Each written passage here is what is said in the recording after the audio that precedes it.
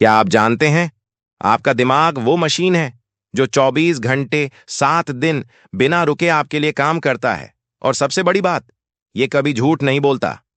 सोचिए, एक ऐसी ताकत जो आपको हर खतरे से पहले चेतावनी देती है, जो आपकी हर छोटी बड़ी यादों को कहीं गहरे स्टोर कर लेती है और जो आपके हर फैसले पर सीधा असर डालती है, वो ताकत है आपका दिमाग।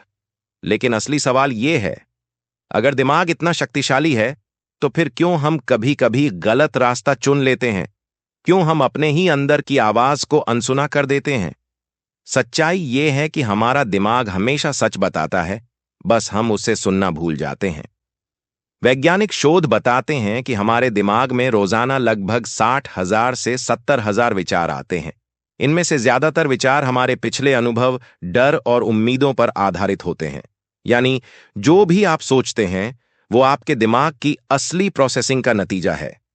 आपने नोटिस किया होगा, जब कोई इंसान झूठ बोलता है, तो उसके चेहरे पर, उसकी आवाज में और उसके बॉडी लैंग्वेज में हल्के बदलाव आ जाते हैं। ये बदलाव कोई और देखे या ना देखे, लेकिन आपका दिमाग तुरंत पकड़ लेता है।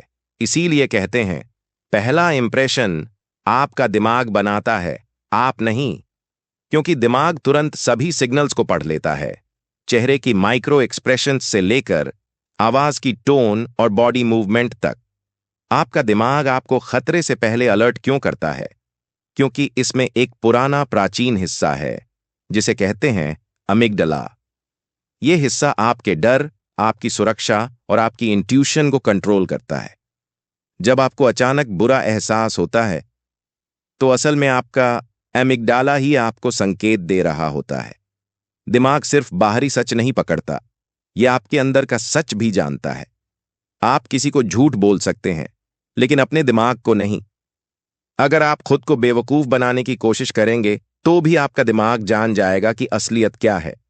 यही कारण है कि जब आप किसी गलत काम में होते हैं, तो अंदर से बेचैनी, डर या घबराहट महसूस करते हैं। यह आपकी अंतरात्मा की आवाज है, जिसे दिमाग एम्पलीफाई करके आपको महसूस कराता है। लेकिन दिमाग की ताकत सिर्फ खतरा पहचानने में नहीं है, यह आपको अपने सपनों को पूरा करने की भी ताकत देता है।